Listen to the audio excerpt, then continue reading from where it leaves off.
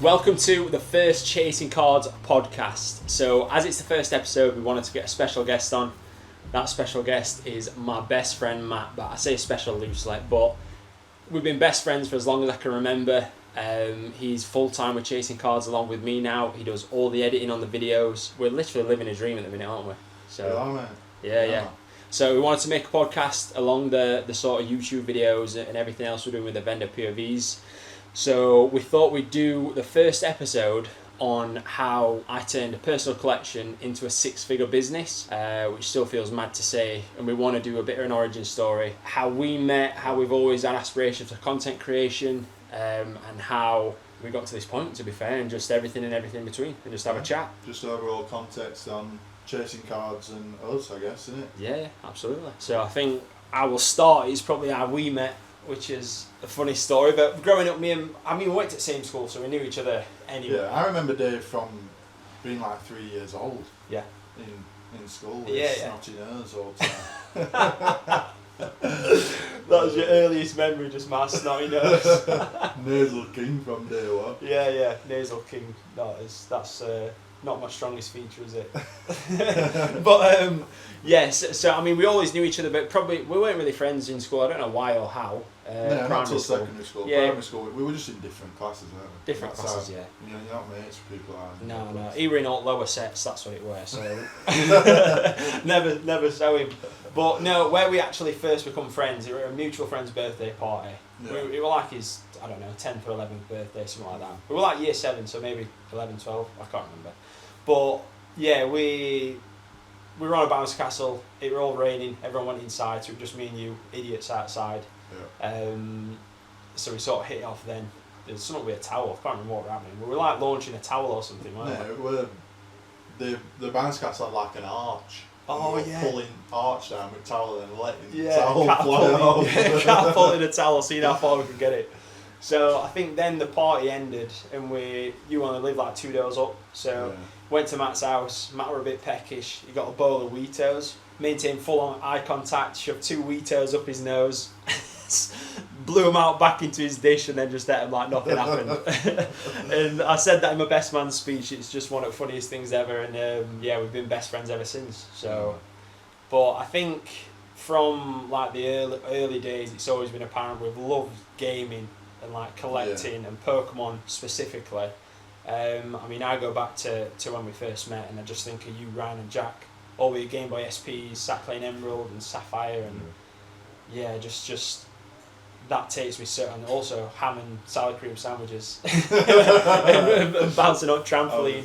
That was just the absolute pinnacle of life. But yeah, that's when we first, that were early doors, and apparently we had loads in common, loved gaming, and Pokemon specifically, and then going from there we sort of got into Yu-Gi-Oh! I mean, Yu-Gi-Oh! Were massive, weren't it, for us collecting? I feel like as far as like card games go, Yu-Gi-Oh! Were bigger for me when we were younger. Yeah, same. I played Pokemon a lot on Game Boy.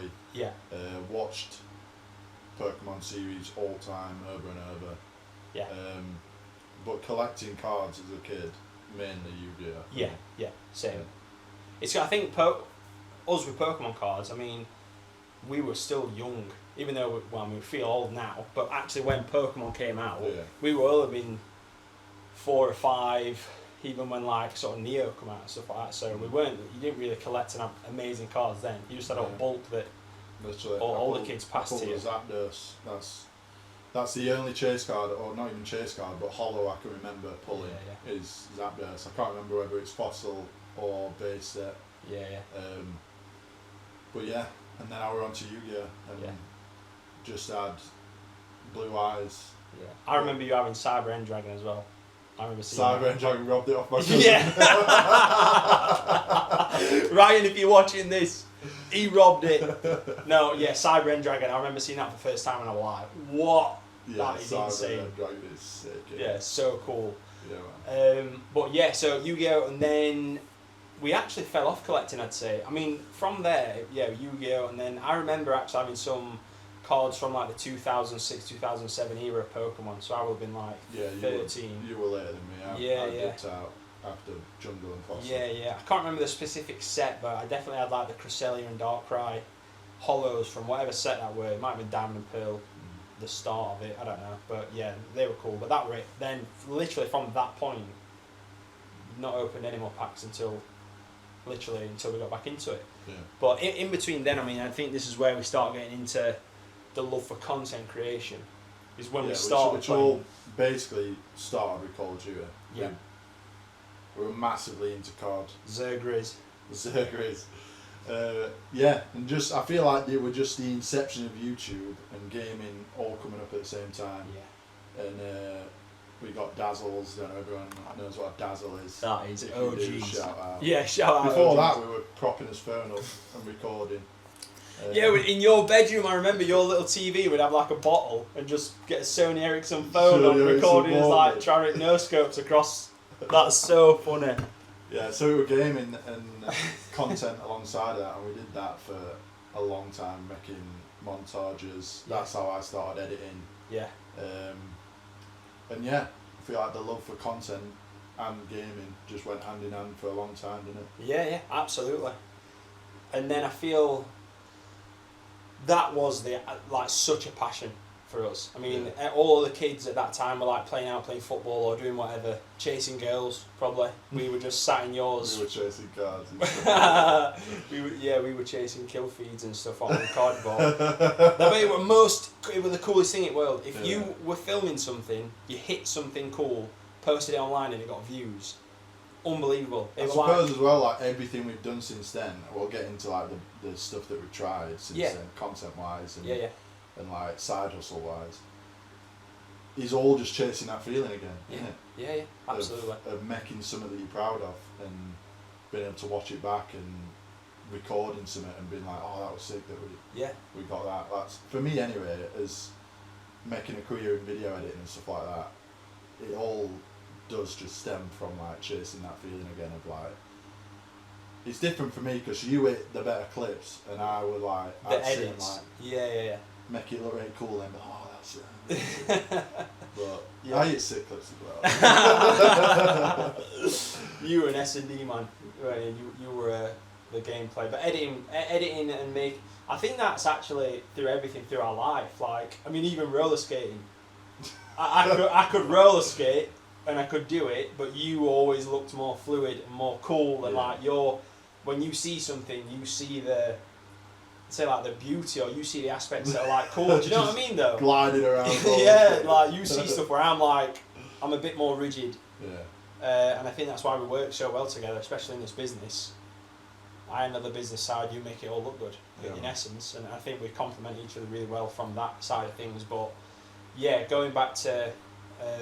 The editing aspect is like that's your jam and my jam's the other side, but from there, I mean, going into stuff, I mean, from Call of Duty and that, I mean, we're probably getting into like early 2010 now or a bit after.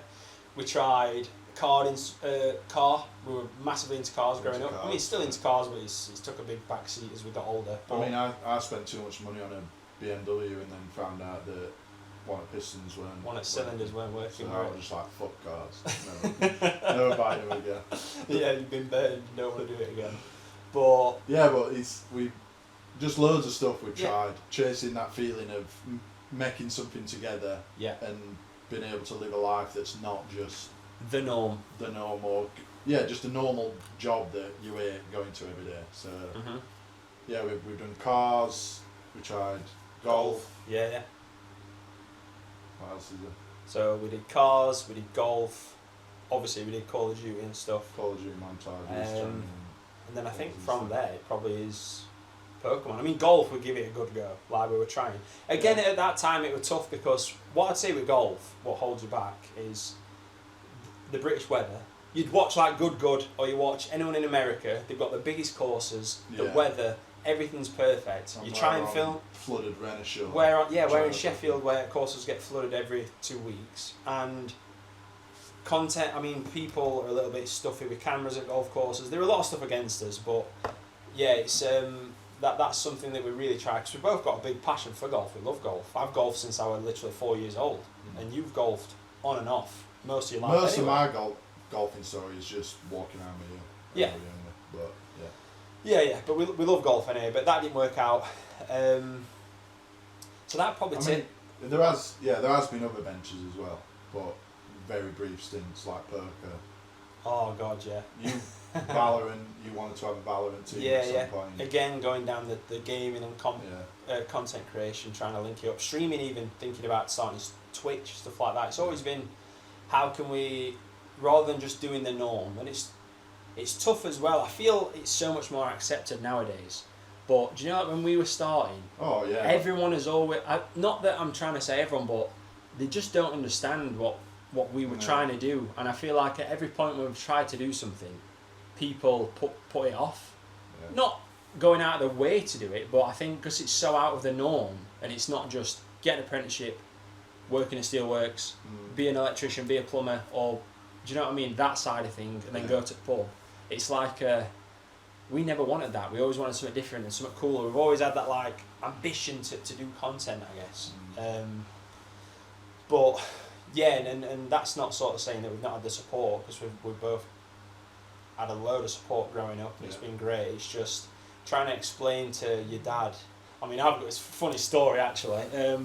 When I was like 15 and I'm playing Modern Warfare 2, absolutely loving it. It's like 2 o'clock on a Saturday afternoon, and my dad my dad just come into my bedroom and he goes, "What are you doing?" And I'm like the Turtle Beaches. I'm locked in, I'm quick scoping everyone, and he goes, "Get signed up for our RAF." And like, I remember. So I feel like I remember that specific day. Yeah. So I just trammed to town.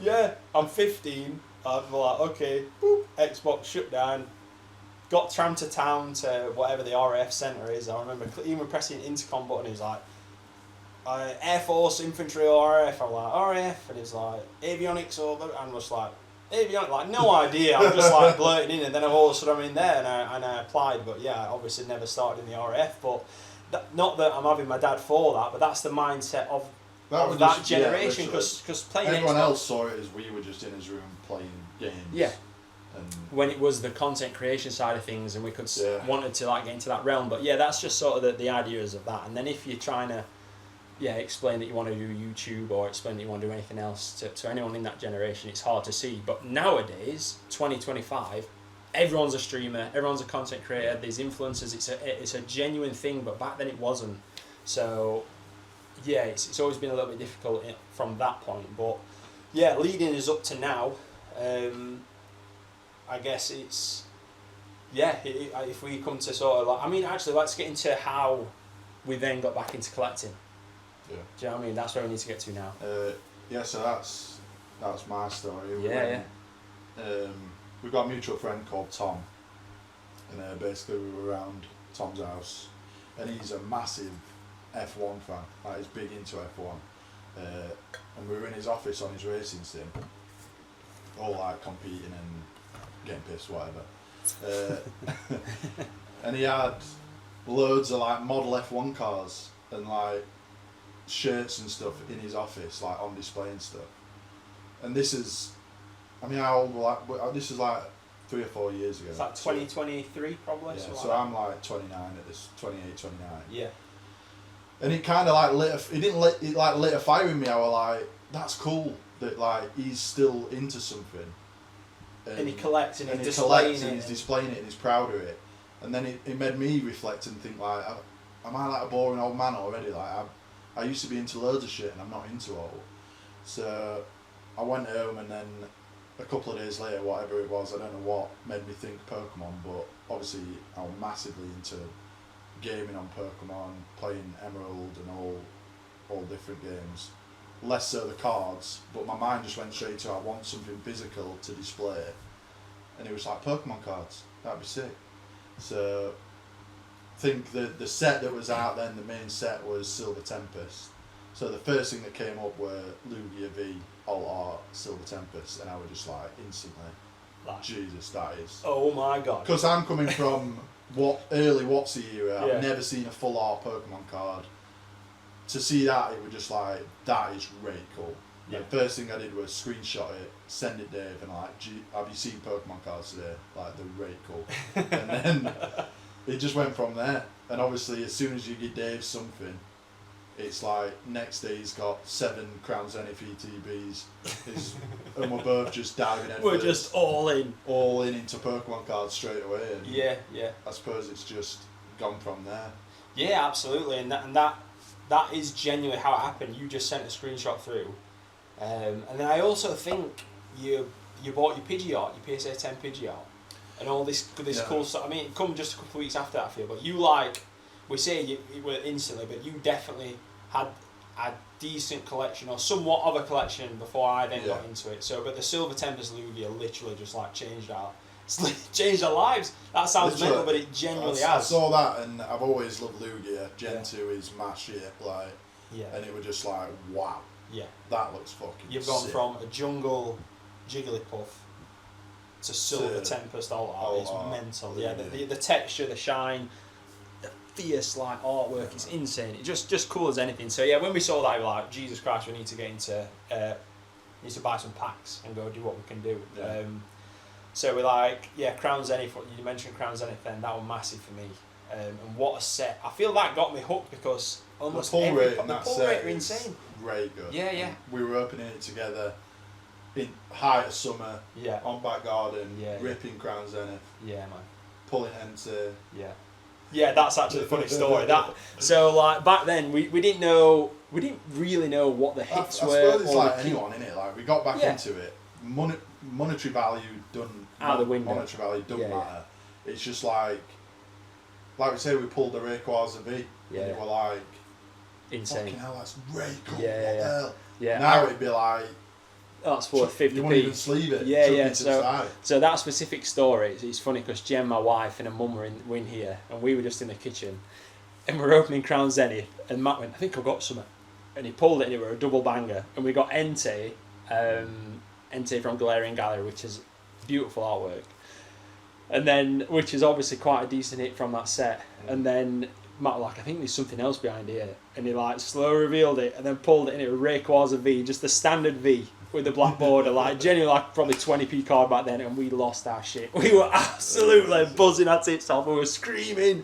Jem and her mum's thinking, what are they doing? 30-year-old men bouncing around, but that's the feeling that we got, and it was just, I mean, I miss that feeling actually, not knowing the monetary value and just opening packs. Just because it was cool. Yeah, just because it was cool. It's like when I were opening Silver Tempest, I chased the Lugia a lot. Obviously, never pulled it. Yeah. I got just a gold. Is it V-Star? Yeah. Lugia V-Star. Lugia. And I was just sat in my front room on my own, and I was like, oh my god, that is really cool. But now I'll be like, come on, where's all art? Yeah. But but that's the feeling that hooks you in it, and yeah, we definitely got hooked at that point. And I think from there, that's how the content sort of side of things came, because then I got into it, and obviously because we always love content creation and stuff, I was on YouTube searching Pokemon, probably watching people rip packs, stuff like that. Then I stumbled across vendor POVs, and that just lit a fire in me. I was like, oh my god, this is the coolest thing ever, because I work in sales. Well, I did work in sales. I guess I still work in sales, but of cardboard. But so I worked in sales, so naturally I love the negotiation aspect and like doing a deal and the bartering, which is really cool, and just meeting people and discussing Pokemon cards just seemed like the coolest thing in the world. Yeah. So I think the first vendor POV that I saw were Bulbasaur. Same. Yeah, shout out Bulbasaur, like so good. And I just thought, I want to do that. And how can I do it? Because at the time, like my personal collection were part complete set of Crown Zenith, just only like 10 Galarian Gallery cards, and then just loads of reverses and stuff. And then I had like the 151 Zard, 151 Zard, I'm the same 151, 151 Charizard, and Silver Tempest Lugia, and there's a couple of others that I picked up, but that's when we're like, right, what do we do? And I think it were like early. Well, it was January 2025. This is when the chasing cards sort of idea was born, weren't it? So I had a little notepad in my phone, because not that we were sick of our jobs, but you actually ended up getting a really good job, but we'll get onto that. But at 2025, at the start of it, I had a little list of what to do, and I had like faceless YouTube channel where you have like thunderstorms, fireplaces, stuff like that. So I thought that was going to be an avenue to get some money. Professional poker player. We'll not go down that rabbit hole, but that is you don't do that and you don't make money basically. but everyone thought I was a gambling addict. But all I was trying to do was make content and do it. But yeah, you have to spend a lot of money in that game to get any content. So we'll move on from that. But and then there was, I think I mentioned gaming, like Twitch or starting a gaming team or something, but that's obviously like crazy trying to do that. And then we got to Pokemon. So I'd seen some rip and ships on TikTok, so I thought rip and ship might be cool, but then sourcing packs seems impossible. Weren't sure how to do it without a distro. No idea how you'd even do that. I mean, obviously I've got a better idea now, but back then I had no idea. And then it said Pokemon trader, Pokemon vendor. And obviously at that point, like I say, the personal collection I had probably had like a total value of £700 to £800, something like that, just because of the Lugia and Zard mainly. Well, I say that back then it was probably only 250 quid for both of those, or even that, which is mad to think, to say like they're all so much now. But yeah, so that's how we started, and we sat in here. I think we sat in this exact position, and we were discussing it. We were thinking, right, what names can we have? And we sort of went through everything. I wish we'd written them down so we knew what others we mentioned, but we sort of stumbled across Chasing Cards, didn't we? Yeah. And I don't know if I sort of weren't sure of it, so I said Chasing Cards. Yeah, no, you said it and brushed past it, and then obviously moved on trying to think of other, because obviously it's a play on Chase Card. Yeah. And yeah, I think I like brought it up again. I'm like, no, that's actually cool. That is cool. Yeah. And I think we've been sat there for half an hour, and we were like, let's just fucking pick one. And then Chasing Cards, I think you were at a point where, so obviously I don't want to copy anyone's names, so I was sort of Googling Chasing Cards. I couldn't find anyone that had got that, so I thought, sound, we're good with that. But after that, I've obviously found like Chasing Cardboard exists, which is very close. Another funny one is Hunting Hollows. Shout out Lewis if you're watching. But yeah, I remember being at YCS, I think it was like second event I ever vended at, and we got put aside of each other, and I was looking at my sign, Chasing Cards, then I looked at his sign, Hunting Hollows, and I was like, oh my god, that's close. And I think I even said to him, I went, our names are close, and he sort of laughed it off, and I think he was just thinking, yeah, you silly bastard, you've copied me. But I swear I've not tried to copy anyone. It's just how it happened. So that's what we did. With Chasing Cards was born from that point. And then it was just, how can we make content? Yeah, that's what we're going to say. That's what my head goes to straight away. Yeah. And then I think we started a short series, didn't we? On Pokedex. top 5 card arts through the Pokedex or something. Yeah. I think we got to Charmander. Yeah, because we were getting no views. The amount of effort you put in to that. Upon reflection, we didn't have the content there, so we needed to have an idea to be able to just pluck the content out of thin air. And I think they were pretty cool videos, weren't they? Yeah, they were cool videos, and you edited a full working Pokedex and added in the robot voice and everything. Like, you were insane. Yeah. And I think if we probably started that today with a little bit more exposure, a little bit more exposure, it probably would do well. It's a cool idea. Probably someone might revisit. A couple of people have done it as well. Right, okay. I don't think it's like, there's a guy called, what's he called now? I forgot his name. There's a guy that does it, but in a jerky way, rather than we were like serious. More serious about it, weren't we? Yeah, our first like avenue into it was content creation, and I was doing like card battles. I was like, which one's cooler, Lugia or Charizard, and all stuff like this. And then we looked at backstories into Pokemon, doing the background of Cubone and Ceruledge, all this stuff that were naff. Like top 5 Pokemon pulls. Yeah. You could all this you can probably see still on the YouTube channel. Yeah, they'll still be on there. Yeah. Scroll to the bottom of Insta. And yeah, it was just straight away. Our minds just, how can we make content? How can we turn this into something that we can do together? Yeah. And I think at the same time as this, or not even a couple of years, I've been working for a few YouTube channels doing video editing full time. So that kind of occupied me, and I think after the initial burst of let's make content, it fell a bit flat. I'd just had a baby, so I had a little baby girl, and I had a job editing content already, RuneScape content. I don't know if it was RuneScape. That's what I was just going to mention. So like we got to a fork, didn't we? So we tried the content and we were all in and we were like, let's do it. We spent a load of time doing it. Yeah. But at that point, I got to a bit where I think I want to start selling cards rather than the content. Yeah. You just got, well, not just, but you were doing a job that basically was your dream job. Yeah. Working for Jagex, editing RuneScape videos, and YouTubers, KempQ, RuneScape Chronicles. I'm sure if you're into Pokemon, you might be into RuneScape. I mean, our age group knows of RuneScape. Yeah. Whether they've watched the RuneScape content or not, but yeah. But yeah, so it's kind of easy for me to be like, I'm doing what I want to do. Yeah. Whereas I didn't have that. I just had a normal job. You were in sales, selling fork trucks, which is what you can see yourself doing. No. So I think that coupled with me having a baby girl and being occupied doing all that, you sort of set your sights on something. You're a dog with a bone. You're like, this needs to happen. I'm forcing it to happen. Yeah. So that was then when we started selling cards, or I started selling cards in essence, and you focus more on your other jobs. So that's when, like at the start of the video where I said we're partners, we weren't in essence. We are now, obviously. But probably around February time, early 2025, and I'm like, right. I'd seen Whatnot, I'd seen TikTok ripping ships, saw Whatnot, saw vendor POVs. I thought, how can I get into this? I didn't have the spare money to just dump into a load of stock. So the personal collection had to perish, unfortunately. Like I said, I didn't have a major one. I had some vintage cards from my childhood as well that I didn't let go of. I probably had like 4 or 5. Again, didn't have an amazing collection. But so I just saw the Whatnot stream, and I also saw that if you started a Whatnot stream and you did £150 sales in your first week, you got a £150 bonus.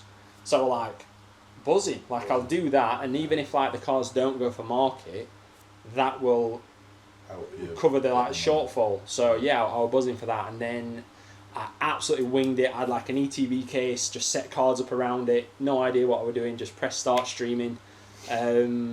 And yeah, just £1 started basically my personal collection, and I did £350 in sales in the first stream, which felt like an unbelievable amount of money at the time, just from Pokemon cards. And just even like we say at the inception, it's like that's great cool.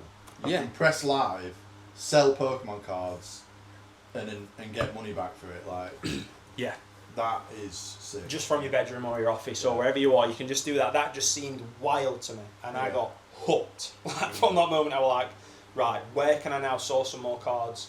And I guess this is where we're getting into like how to start a business and how you did it. But because I get a lot of DMs at the minute, sort of saying, "Oh, I've seen you full time. I'm a new vendor. I'm just starting out. Can you share any advice on what to do?" But genuinely, there is no secret. There's no sort of special thing that I'll be doing or anyone else that's full time is doing that you are not doing. It's just a grind. Yeah. Like I was genuinely driving up and down the country every night. So working my job, which quite a demanding job as well at the time in sales. There's a lot of pressure, and you've got to sort of come through, or you're on the chopping block, as they say. And yeah, just as soon as work finished, I'm up and out country picking up cards, even driving to places like an hour's drive to pick up 5 cards that are worth like 20 quid. Just because I thought if I £1 start those, I'm going to get some traction. It's going to be more stock for the stream. I guess you always need a little bit of luck with the collections that you pick up as well. 100%, but if you're doing quantity and you're driving around every day, you're going to come across that, aren't you? Yeah. But the main recipe for me is just the pure drive that you would have had at that time. Yeah. Just you work. You've always known you want to do something. Different or something that you enjoyed basically, which is what everyone wants, a job that they enjoy. Yeah. But yeah, just the pure.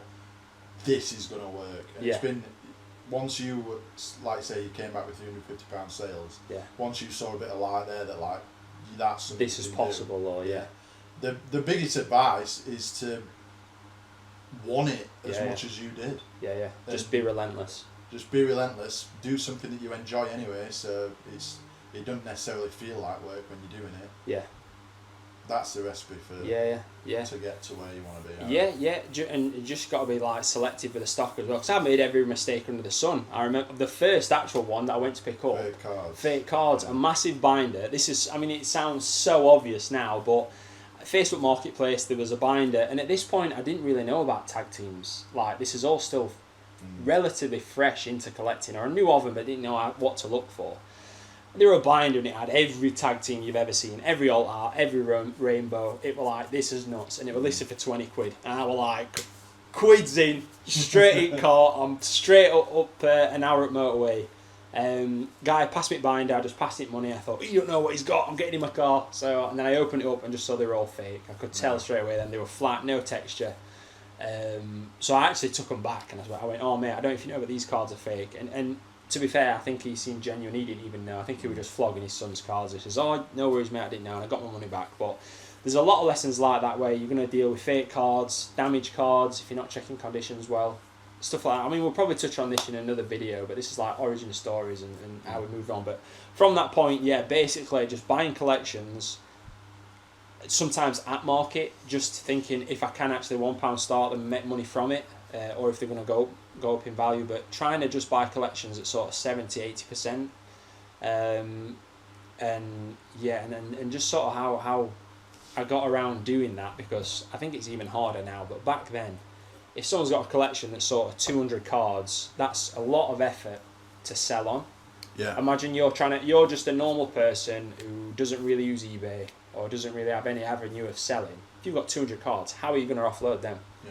It's difficult. So if someone comes over and offers you a lump sum and take all that effort away from you, it's quite attractive. So that's what I sort of pushed on people, just saying, look, you're going to get rid of time wasters, I'll come with the cash, save you a load of time, boom. And it was just a rinse and repeat of that, to be fair, for a good few months, to a point where the stream were growing, getting more followers, more people into the stream. Then we got to a point of we were ready to stream a show. Well, we thought we were ready. We didn't really have the best stock. Do a show, sorry, and we didn't really have the best stock, but I wanted to get into making that vendor POV content as soon as possible. And our first show was Kent Card Show. So normally people say if you're doing your first show, try and do a local one. Kent's like 4 or 5 hour drive, and it's a massive show. But we drove down. Our stock mainly was PSA 10 vintage, which sounds insane, but it weren't. It were common cards, first edition commons from Gym Challenge and Gym Heroes. I remember going to the show and actually feeling like a bit of an numpty, because I was looking at everyone else's stock and looking at ours, and it was like night and day. But yeah, like you say, you wanted to just get to that content. You had that in your head. I had that being my bonnet that I wanted to make the content, but we probably ran before we could walk. But I think you've got to do that at times. Just jump 100%. In, just go for it. If you're going to make mistakes. Andy went well. We profited that show. Yeah, we did. Randy came and saved the day. Randy absolutely saved the day. Shout out Randy. We had quite a decent amount of A slabs. I think it was the gold Tina, Arceus, Palkia Hidalgo from Crown Zenith, wasn't it? Yeah, we had all them. Randy came up. That was so funny as well, because I thought I'm generally okay at talking to people, but someone just said, "Morning, mate," and I turned around to Randy and I just went, "Ugh." And he went, "Morning, you okay?" And I went, "Yeah." I'm just staring at him like, what do I do?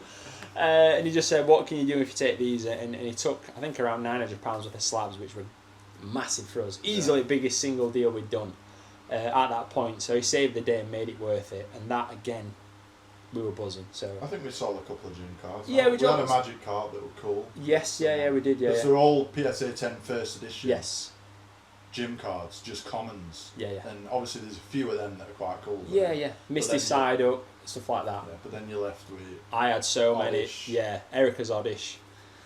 Brock's Geodude. No one's coming and spending. I think you were in for... Weren't it like £60 a card or something? No, so the deal I did was £40 per slab. Right. And I think I sold the majority for like 42. I was just like, if I can make profit on each slab, I'm not losing money. Yeah, I think do we get like 200 for magic card though or something? So that's the thing, is that there is some good shit. There are a few gems in it. Yeah. It was definitely profitable. It was a lot of effort, and I sunk all my money into that. Yeah. At that time, it was like, I think it around £6,000 I spent on all these slabs. So I was all in. Yeah. That genuinely was all the money at the time, which is a big risk to take. But it paid off because they did sell and we did profit, but just they were probably better things. It took a long time. There were probably better things you can buy, and that's obviously part of learning and the business and finding more liquid cards. Not just at that point it was tough. You're just trying to get any stock.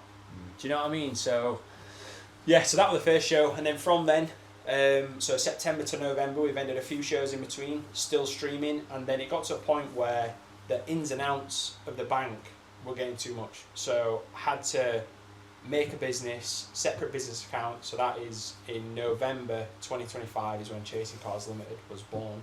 Yeah. And this is now probably around the time, because you always edited the video. We were doing videos in between, but you were so occupied with Jagex and RuneScape. Well, that you say November last year.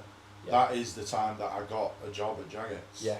Or a job contracted from Jagex with a creative marketing company. Basically making short form ads and a capture artist, so going into the game and getting clips for them to use in content and stuff like that. Which is a dream. Literally my dream job, editing gaming videos, getting paid for it. So I'm the same time you've met the limited company and you're saying to me stuff like, Matt, this is proper getting serious. This is real. Now. Yeah. Let's make vendor POVs, let's do this. I've landed my dream job. Yeah. So it's like, which is well paid. You've got your baby girl. You want to save for other stuff. You want to. It's like you're at a point where you're like, I can't edit your vendor POV that's going to take me 10 hours. I've got to do this, and this is paying me really well, and it's a dream. So it were a tough point because. And that feels like forever ago. It's only November last. It's not even. It's like what, 7 months ago. Yeah. 8 months. Yeah. So yeah, where do you want to go from there? Yeah. So just saying, like at that point, because we're still not like working fully together, even in November. That's what I'm trying to say. You were coming to the shows. So I were coming to every show. Yeah. And I think we did end up editing some vendor POVs, some shorts. A couple of like we had the Randy short from that. Yeah. So we were still. Yeah. The dream was still there. The dream was still there. It was just I knew if it was gonna take off, we had to be all in no matter what.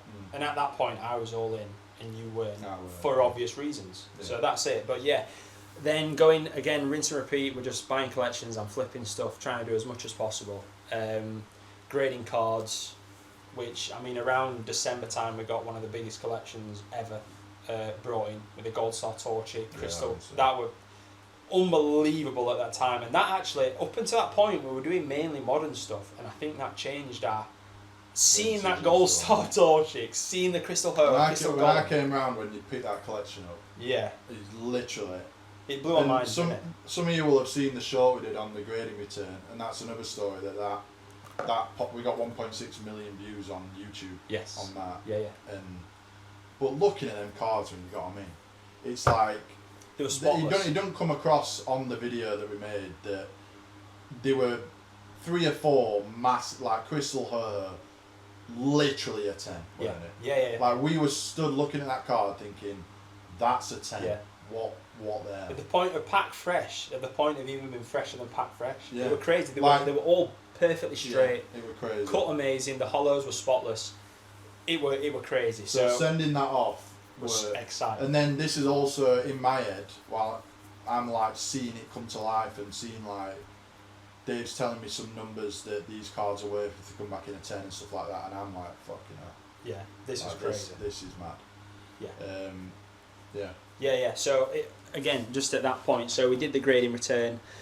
This is January now, so I've been selling cards now. You alright, mate? Wrong goal. So I've been selling cards now for near enough a year. We started in February, so it got to January, and I thought I need to set some proper goals out for this year. Fuck me. Take your time. Have another drink. No, no. Yeah, so set some proper goals, and going full time weren't even on that list, which is crazy to think. And now we're in June, and we've gone full time, which is mind blowing. But yeah, I'll probably share those targets at the end of this year, just because I don't really want to. I set my targets high, but a couple of them goals we did hit. But like I say, from January to... We're going to go from January to April. So we've vended a lot more shows. It's getting so much more time consuming. Like, it's getting to the point now where I don't know what's my job and what's Pokemon. I'm waking up at 6 in the morning, working while midnight. And it's stressful. Like, my eyes were twitching constantly. I had no idea really what was going on. I got cards piled up everywhere. Yeah. Because I'm having to put so much effort into work, because you're under pressure, you need to sell stuff, you need to make sure you're providing there, and then I need to make sure I'm making money on the Pokemon side of things, do uploads, do content. I know I won't personally do it, but even it sounds daft, but taking a picture of a card, editing it, putting it on with a song, all that, it might take half an hour. During that time, obviously, me and Dave, we text each other every day. Yeah. Always, like, I'm fully in tune with how Dave is at all times. Yeah. You were just away with fairies. Even when like, we'd go out with lads or something, and you just weren't there. Yeah. Your mind were constantly on something, on Pokemon. Yeah, it were too much. And it were apparent, like, you told me, all boys told me, my wife told me, it were just getting too much. But it still felt such a jump to go full time. So I think that would really get me down as well. So because my wife is a full-time uni student, she's just passed now, which is amazing.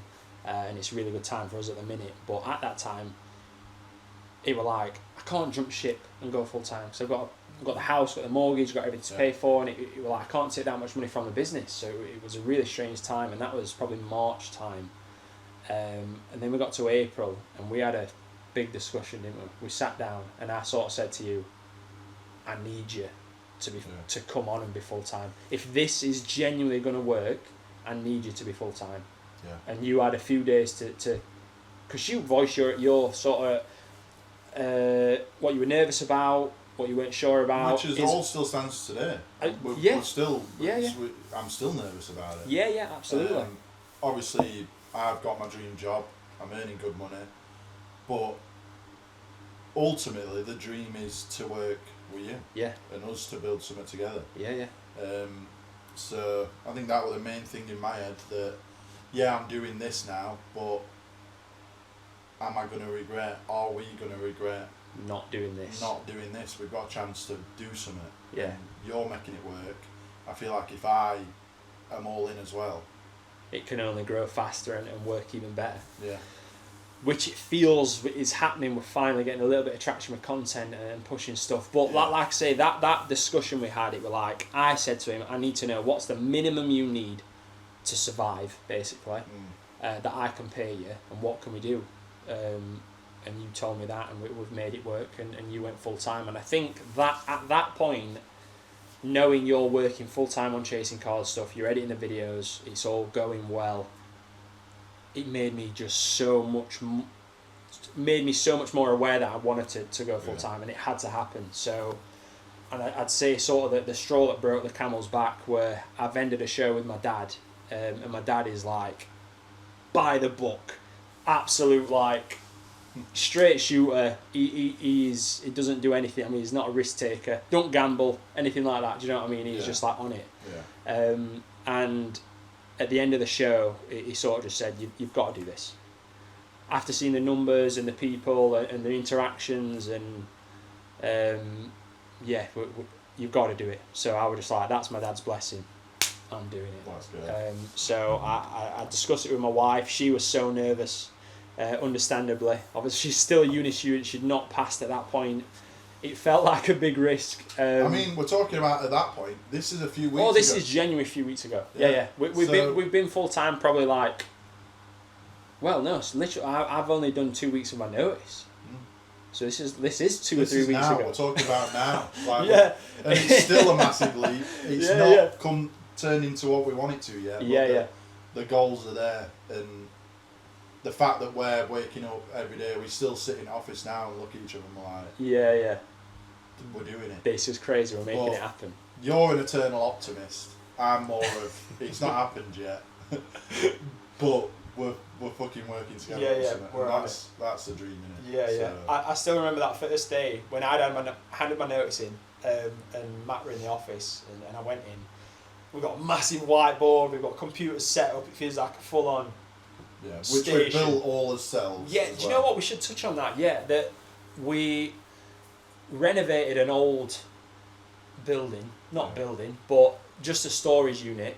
We went in, we bought all the kit for it, got delivered by crane, which all felt mental. I was like, what have we actually let ourselves in for? It was like 33 degrees. We're putting all this framework up, insulating.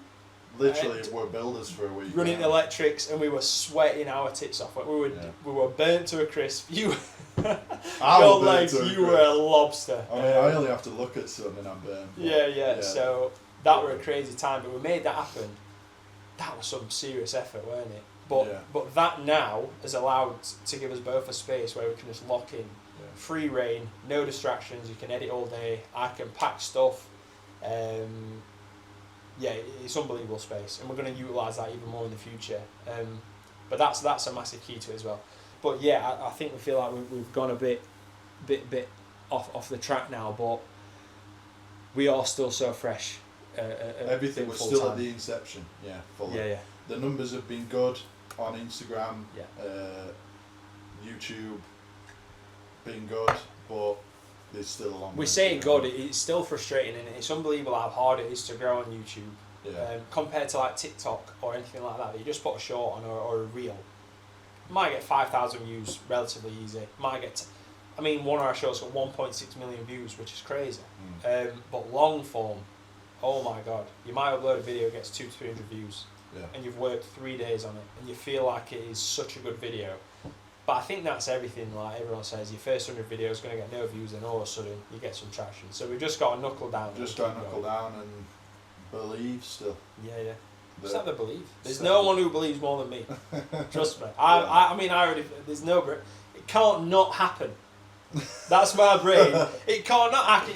It must be a nice place to be. Yeah. That's it. But I am delusionally optimistic. I've always said that with anything. I even said like playing golf. Like, I could be playing against Tiger Woods and I'm gonna win. Yeah, I'm obviously gonna lose. But I'm going into that. How fucking mental. I'm mental, yeah. I will go into that match say, well, I'm not going to lose. But I'm going to win. Do you know what I mean? And it's weird. Obviously I know what you mean, but we'll talk about Tiger Woods. I know. Let's move on then. But I'm beating him. Maybe now. But, yeah, so, and I think it's just, and now we're up to now where we are. And we are both full time. We've took the jump. We're not earning nowhere near the money we were earning. I've left a well-paying corporate job. You've left a dream job that was well-paying. I think that shows our commitment to the game and the belief and the drive we've got to make this succeed. Yeah, we've got some big goals. We want to have our own shop. We want to be the brand. Staple in the community. Not that we're trying to be big heads or blah blah blah, but we want to be a community where we're trusted sellers. Yeah. People feel safe. It's not even about being big heads. It's me and you just wanting to work together and wanting to build something that we're proud of. I don't think there's anything big headed about that. No. Yeah, I just mean me sort of saying like we want to be. I mean, there's no more humble than building your own office out of chipboard. Do you know what I mean? Yeah. So. With blood, sweat, and tears.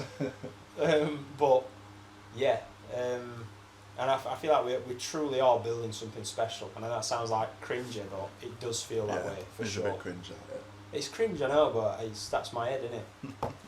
But and I think it's probably going to get even more cringy now. But I think it's just if you genuinely believe that you want something, or if you can see something happening, and you sort of voice your plans or your dreams to someone and they don't agree or necessarily support it, even if they're not being like putting you down, if you genuinely believe it and see it, you've just got to go for it. You've got to put your all in, because everyone's from different walks of life, different experiences, different generations. Everyone's not really aware of everything else that you are. But if you genuinely believe it and you are willing to put the work in, that is the main deciding factor. If you are willing to put the work in, you genuinely can do anything. You can't fly, so I wouldn't advise that. But it's like, do you know what I mean? Yeah, for sure. If you put the work in, you can do it. And we're nowhere near where we want to be. but we're definitely on the way, and it's exciting times. Yeah, man. But I'd say that's probably going to conclude the first episode. Is it? Is there anything more to discuss? No, I think we've covered that. I think in future the plan with this podcast is for Dave to host it and have a different guest every time. And we've already got some exciting guests lined up, which is sick. Cool. Yeah. And the reason we're doing it in a front room, it is genuinely like the hottest day of the year. Yeah. And this is the coolest room in the house that we've got. We almost didn't film it because it's too hot. It is red hot. But we're going to have a proper podcast set up. We're going to have 3 cameras. We're going to go all in. We want this to be like a sick podcast. I feel like there's not one really that's doing it like to its full potential as such. Shout out Rip and Sip. I watch a lot. Oh yeah, Rip and Sip are funny, for sure. The Randy one was sick. Yeah. And shout out Randy for that. That was sick. Yeah, man. That were good conversation all round. But yeah, so we're trying to make it happen. But yeah, like I say, we're gonna get it all set up where the content is flowing massively. That is a massive point for us, isn't it? But yeah, we're just gonna keep going and see where we go. But catch us on across all socials and at future shows. If you got this far, leave a comment. What can they say? Buzzing. Yeah. Buzzing without. You got this far listening to us to talk shit. Comment buzzing. And get a like, why not? Yeah. Let's go. Yeah. And you'll get a hug at the next show. Yeah, everyone who says buzzing gets a hug from Matt. But yeah, no. If you have made it this far, we massively appreciate you watching podcast. I don't know how frequent we're going to try and do it. I mean, I want to do it weekly at some point, but I think that's a bit. I mean, it's a pretty low. It's not very demanding to sit and have a chat with someone, is it? No. So. But probably getting people lined up and getting it all figured out. We'll see. It might be one a month, but we'll get it then to sort of bi-weekly and then weekly. We'll see, but we're going to be doing it as much as possible. We're uploading shorts all the time and long form, so we're going for it. But yeah, thanks for watching, guys, and we'll catch you in the next one. Peace. Beers up. Yeah.